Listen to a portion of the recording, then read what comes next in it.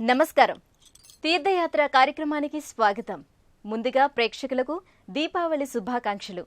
ఆశ్వయుజ మాసం చివరి రోజైన అమావాస్య రోజున చీకటి రాత్రి కాక వెలుగులు విరజిమ్మే పండుగే వెలుగొందుతోంది. దీపావళి పర్వదినాన అలరారే సుదినంగా విరాజిల్లుతోంది. అందుకే దీపావళి సర్వజనుల ఆనందకేలి. సర్వ శుభాలకు సకల విజయాలకు ప్రతీకగా జరుపుకునే పండుగ రోజున దేశంలోని తీర్థక్షేత్రాలన్నింటా ప్రసిద్ధ ఆలయాలన్నింటా శ్రీ మహాలక్ష్మిని పూజిస్తారు. దీపకాంతులతో కలకలలాడే దీపావళి రోజున దీపలక్ష్మిగా ధనలక్ష్మిగా కొలుచుకునే శ్రీ మహాలక్ష్మి లీలా విశేషాల్ని ఒకసారి అవలోకిద్దాం. శ్రీ మహాలక్ష్మి వైభవాన్ని తిలకిద్దాం.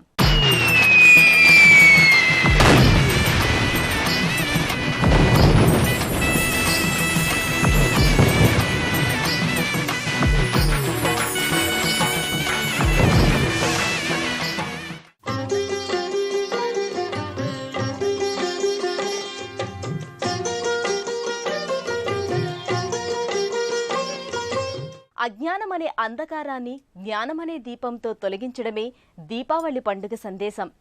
తమసోమ జ్యోతిర్గమయ అని అనేది అందుకే.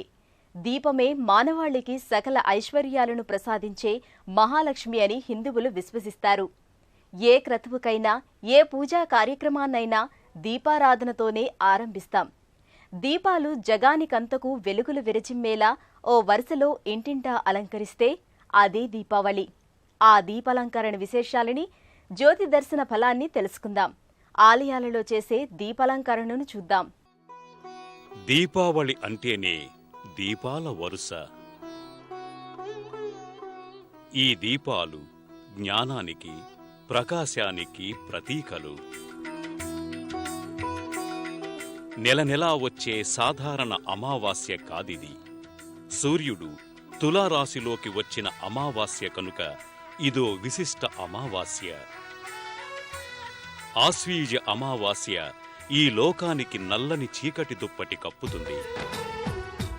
ప్రతి ఇంట మినుకు మినుకుమనే వరుస దీపాలన్నీ చీకటి తెరకు వెలుగు రంగులద్దుతుంది. కారు చీకటిలో దారి చూపిన వెలుగులమ్మగా, జ్యోతిర్మయిగా ఈ దీపం అగ్నిదేవుని కంటి చూపు. భక్తులు నిత్యమూ చేసే దీపారాధనలకు, దీపాలకే ఓ పెనుపండుగలా భాసిల్లే దీపావళి నాడు వెలిగే వెలుగుల జిలుగులకు ఎంతో తేడా ఉంది. ఇంటి అరుగులపై, ప్రాకార గోడలపై, రంగురంగుల గుమ్మటాల మధ్య అలంకరించిన దీపాలను, అవి విరజిమ్మే కాంతులు మనస్సుకెంతో ఆహ్లాదాన్నిస్తాయి. ప్రబోధమన్న పాత్రలో వైరాగ్యమనే తైలం పోసి, భక్తి అనే ఒత్తిని వెలిగిస్తే వెలిగే జ్యోతి జ్ఞానం వలె ప్రకాశిస్తుందని కవుల వర్ణన. ఈ దీపావళికి వెలిగించే దీపం ధనదేవత అయిన లక్ష్మీదేవి పూజ కోసమే. అందుకే దీపలక్ష్మి అని అంటారు. చేత్తో తయారు చేసిన ప్రమిదలు రకరకాల ఆకృతుల్లో కనువిందు చేస్తాయి. లోహాలతో తయారైన దీపపు సెమ్మెలు మరింత అందాన్నిచ్చాయి. దీపాలను ధరించిన దేవీ ప్రతిమలు, వ్రేళ్లాడే దీపాలు, కుంభదీపాలు, ఇలా ఎన్నెన్నో దీపాకృతులు వచ్చి దీపావళి కాంతులకు మరింత శోభనిచ్చాయి. 14 సంవత్సరాలు వనవాసం తరువాత సీతాలక్ష్మణ పరివార సమేతంగా శ్రీరామచంద్రుడు అయోధ్యకు వచ్చినది ఈ ఆశ్వయుజ అమావాస్య నాడే అంటారు.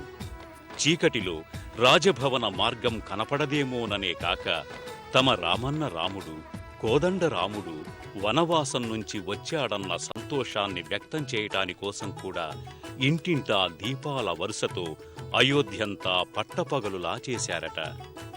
అదే దీపాల వరుస, అవే దీపకాంతుల కోలాహలం నేటికీ దీపావళిగా చెక్కు చెదరకుండా వస్తున్న ఆనవాయితీ అయ్యింది. ఈ రోజున సూర్యోదయానికి ముందు లక్ష్మీదేవి నూనెలోనూ, గంగాదేవి నీళ్లలోనూ నివసిస్తారని ఓ ప్రగాఢ విశ్వాసం.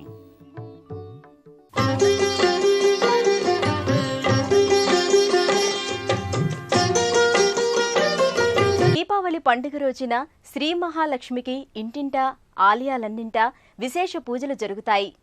ఏ ఇంట దీపకాంతులు వెలుగులు విరజిమ్ముతూ ఉంటాయో ఆ ఇంటికి మహాలక్ష్మి అడుగిడే రోజు. ఇంతటి ప్రత్యేకతతో కూడిన లక్ష్మీదేవి పూజ వెనుక పురాణగాథ ఒకటి ఉంది. దీపావళి రోజునే ధనలక్ష్మిగా అమ్మవారిని పూజించాలనే నియమం సదాచారంగా ఏర్పడిన దాని వెనుక ఒక అద్భుత గాథ ఉంది. దీపావళి రోజుననే శ్రీ మహాలక్ష్మిని పూజించాలనే సంప్రదాయం ఈనాటిది కాదు. అనార్య ప్రభువైన బలిచక్రవర్తి సర్వలోకాలను జయించాడట. లక్ష్మీదేవిని సైతం తన బందిఖానాలో ఉంచటంతో లోకమంతా దరిద్రదేవత నర్తిస్తోంది. దేవతలంతా ప్రార్థించగా విష్ణుమూర్తి వామనావతారమెత్తి బలివద్దకు వచ్చి 3 అడుగుల నేల దానమివ్వమని అడిగాడట. భూమి ఆకాశంపై 2 అడుగులు పెట్టి 3వ అడుగు బలిచక్రవర్తి శిరముపై వేసి పాతాళానికి అణగదొక్కాడట. సమస్త దేవతాగణంతో పాటు తన దేవేరి లక్ష్మీదేవి సైతం విముక్తురాలై లోకమంతా మళ్లీ లక్ష్మీ ప్రసన్నమైంది. ఆ ఆనందం వెల్లివిరిసిన రోజునే దీపావళి పర్వదినంగా లక్ష్మీదేవిని పూజించటం ఓ ఆచారంగా సాగుతోంది. ఏడేడు భువనాల కులుకులలరు మా సిరివే,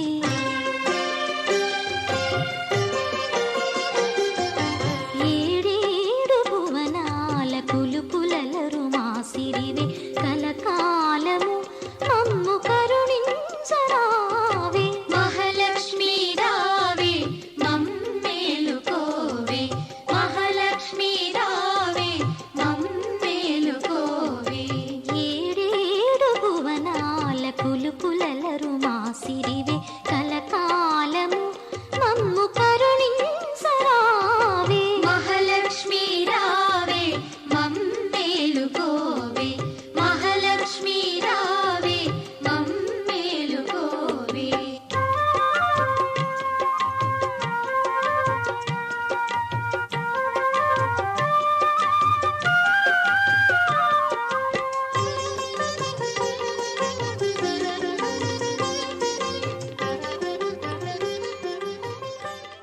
జగమంతా ఆనందం తాండవించే వేళ దీపకాంతుల సంభ్రమంగా వెల్లివిరిసే రోజున లక్ష్మీదేవిని పూజించటం ఒక ఆచారంగా వస్తోంది.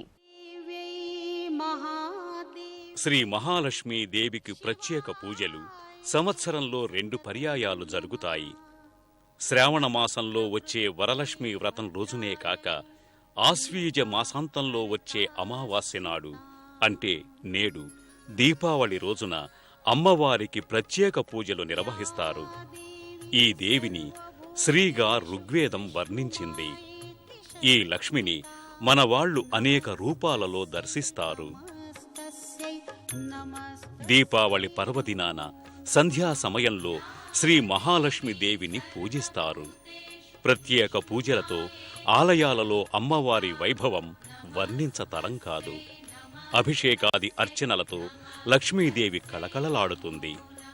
ఏ క్షేత్రంలో కొలువైనా ఏ పేరుతో విరాజిల్లుతున్నా ఆ జగన్మాత దీపావళి రోజున మహాలక్ష్మి అలంకారంతో శోభిల్లుతుంది.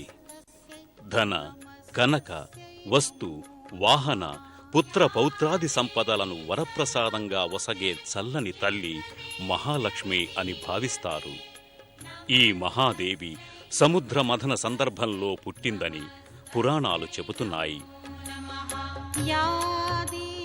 సాగర మథనంలో అమృత భాండంతో ధన్వంతరి ఉద్భవించినట్లే శ్రీ మహాలక్ష్మి ఆవిర్భవించిందని, అందుకే ఆ రోజున దీపావళి పండుగగా భావిస్తారు. శ్రీ లక్ష్మీ పూజ చేస్తారు. నాం శాస్త్ర సహస్రం చ బ్రూహి గార్య మహామతే, మహాలక్ష్మ్యా మహాదేవ్యా భుక్తి ముక్త్యర్థ సిద్ధయే. శ్రీ గార్గ్య ఉవాచ సనత్కుమారమాసీనం ద్వాదశాదిత్య సన్నిభం, అపృచ్ఛన్ యోగినో భక్త్యా యోగినామర్థ సిద్ధయే. సర్వలౌకిక కర్మభ్యో విముక్తానాం హితాయ వై. దీపావళి రోజున మంగళ స్నానమాచరించి లక్ష్మీదేవికి ఇష్టమైన తెల్లని వస్త్రాలు ధరించి అష్టోత్తరంతో సహస్రనామావళితో అమ్మవారికి పుష్పార్చన చేస్తారు. క్షిప్రం ధర్మార్థ సాధనం आद्यन्ति मानवाः सर्वे धनाभावेन केवलम् सिद्ध्यन्ति धनिनोऽन्यस्य नैव धर्मार्थकामनाः दारिद्र्यध्वंसिनी नामकेन విద్యా ప్రకీర్తిత. స్త్రీని, స్త్రీ రూపాన్ని అమ్మవారుగా, శక్తి స్వరూపిణిగా, జగన్మాతగా కొలిచే కర్మభూమి మనది. స్త్రీలను గౌరవించి పూజించకపోతే ప్రళయ రూపిణిగా నరక సదృశ్యులను చేసి సంహరిస్తుందని దీపావళి గాథ నిరూపిస్తోంది. ఈ పండుగ నాడు అమ్మవారు ఏ క్షేత్రంలో కొలువైనా భక్తులను బ్రోచేందుకు మహాలక్ష్మి కలతో కలకలలాడుతూ దర్శనమిస్తుంది. ఆ మాత వివిధ రూపాల దర్శన భాగ్యాన్ని మనము పొందుదాం. 3 లోకములకు పెద్ద దిక్కైన విష్ణువునకు భార్య అయిన లక్ష్మియే వాగ్దేవతగా, లక్ష్మిగా, పార్వతిగా సృష్టి స్థితి ప్రళయములను సాగించుచుండును.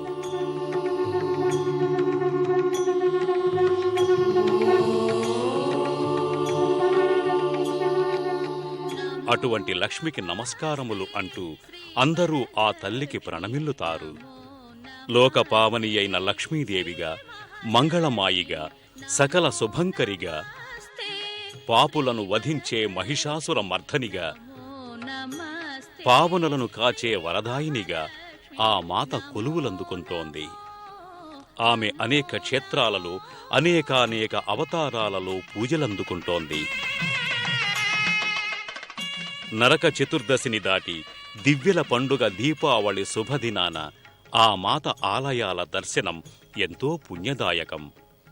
ఆమెకు నానావిధ పూజార్చనలు చేసి నేటి పర్వదినాన ఆశీర్వచనం పొందటం సకల శుభకరం.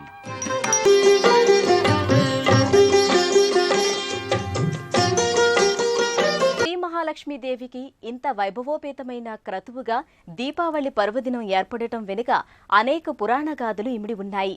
వాటిలో అందరికీ తెలిసిన గాథ నరకాసుర గాథ. సత్యభామ చేత సంహరించబడ్డ నరకాసురుని తల్లి భూదేవి కోరిక మేరకు శ్రీకృష్ణ భగవానుడు మోక్షాన్ని ప్రసాదిస్తాడు.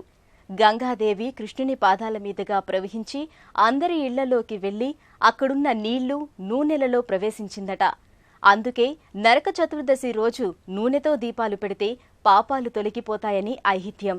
ఈ దీపావళి పండుగని వేరువేరు ప్రాంతాల ప్రజలు వివిధ విధాలుగా ఆచరిస్తారు. దీపావళి పండుగను దక్షిణ దేశంలో నరక చతుర్దశి, దీపావళి అమావాస్య, బలిపాడ్యమిగా 3 రోజులు చేస్తారు. ఉత్తర భారతీయులు ధన త్రయోదశి, నరక చతుర్దశి, మహాలక్ష్మి పూజ, బలిపాడ్యమి, యమద్వితీయగా పండుగ చేసుకుంటారు. మొదటి రోజున ప్రజలు దక్షిణ దిక్కులో ఒక దీపం వెలిగిస్తారు. యమధర్మరాజుని ప్రార్థిస్తూ తమకు సుఖశాంతులు వసంగమని కోరుకుంటారు. అలా దక్షిణ దిక్కులో పెట్టిన దీపం తమ పితృదేవులకు ఆహ్వానంగా ఉంచుతారు. రెండవ రోజు నరకాసురుణ్ణి సంహరించిన నరక చతుర్దశి రోజున ఇల్లంతా అన్ని చోట్ల దీపాలను ఉంచుతారు. భూమాత కోరిక మేరకు నరకుడికి మోక్షం వచ్చేలా ప్రజలు పండుగ నిర్వహించే వరం శ్రీకృష్ణుడే ఇచ్చాడట. సాగరమథనంలోంచి అమృత భాండాన్ని చేతిలో పట్టుకుని బయటికి వచ్చినవాడు ధన్వంతరి. అనారోగ్యం, మరణమూ లేని అమృతాన్ని తమకు అనుగ్రహించిన వాడుగా ధన్వంతరిని యమధర్మరాజు సూచింపగా దేవతలు ఆరాధించారుట. అందుకనే 3వ రోజుని ధన్ తేరస్ అని, ధనత్రయోదశి అని అంటారు. 4వ రోజున బలిపాడ్యమిగా, చివరి రోజున యమద్వితీయ రోజున యముడు యమునల అన్నా చెల్లెళ్ల అనుబంధానికి గుర్తుగా భగినీహస్త భోజనం చేస్తారు.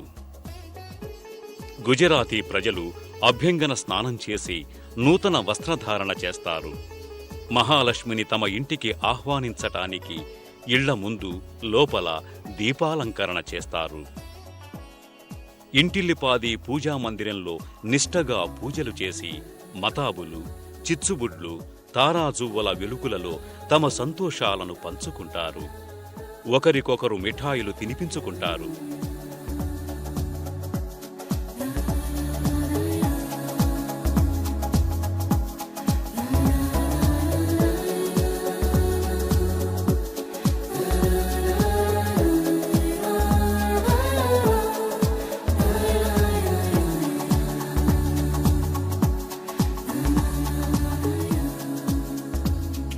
ఇళ్లన్నీ ఇంతటి అందాలతో కాకరపువ్వొత్తుల కాంతులతో వెలుగుతుంటే సాక్షాత్తూ దేవదేవుళ్లు కొలువైన ఆలయాల శోభ చెప్పతరం కాదు. అక్కడ నిర్వహించే లక్షదీపాలంకారం చూసి తీరవలసిందే తప్ప వర్ణించతరం కాదు. మహాలక్ష్మికి ఘనమైన నివాళులు 1,00,000 కోటి దీపకాంతుల సహితంగా అర్పిస్తారు. ఇక బెంగాలీలు, రాజస్థానీయుల పండుగ సంరంభాలు చూడచక్కగా ఉంటాయి. దీపనృత్యంగా చెప్పుకునే గార్భా నృత్యాలతో రకరకాల దీపాలంకారాలతో హృదయానురంజికంగా సాగుతాయి.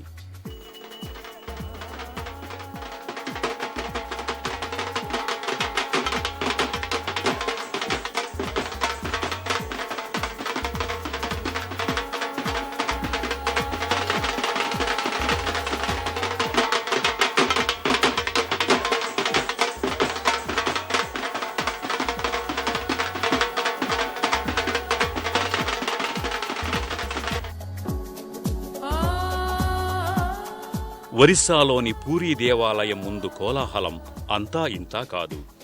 రథయాత్రా సంబరానికి తీసిపోని విధంగా తండోపతండాలుగా జనం పాల్గొంటారు.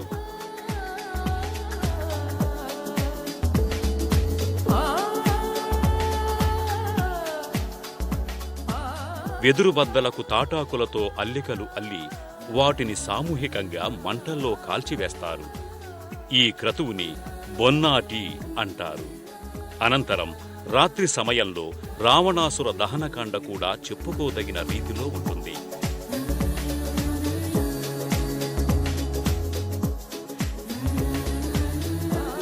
సకల విజయాలకు దీపం ఓ ప్రతీకగా దీపావళి పండుగను విజయ దీపావళిగా భావిస్తారు. చెడుపై మంచి సాధించిన విజయానికి గుర్తుగా రావణ దహనకాండ నిర్వహిస్తారు. సూర్యాస్తమయంలో ఆకు దొప్పల్లో నూనె పోసి ఒత్తిపెట్టి వెలిగించిన దీపాలు నదులలో వదులుతారు. ఉత్తరప్రదేశ్ మధురలో నృత్య దీపాలు చూడచక్కగా ఉంటాయి.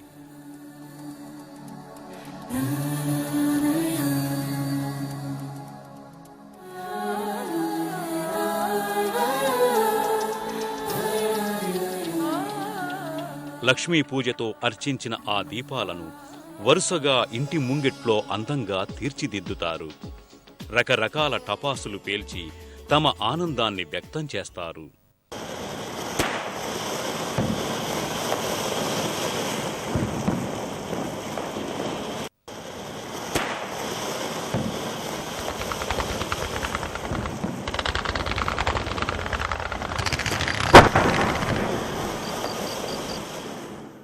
శ్రీ మహాలక్ష్మి కరుణకు పాత్రులైన వారికి సకల ఐశ్వర్యాలు సిద్ధిస్తాయని ఎంతో మంది విశ్వసిస్తారు. అటువంటి నమ్మికతో ఆ మాతను కొలిచి ధన్యులవుతున్నారు. సన్మంగళాలను సంగే శ్రీ మహాలక్ష్మి కరుణా కటాక్ష వీక్షణాలు అందరి మీద సదా ఉంటాయని ఆశిద్దాం. ప్రేక్షకులకు మరోసారి దీపావళి శుభాకాంక్షలతో సెలవు. నమస్కారం.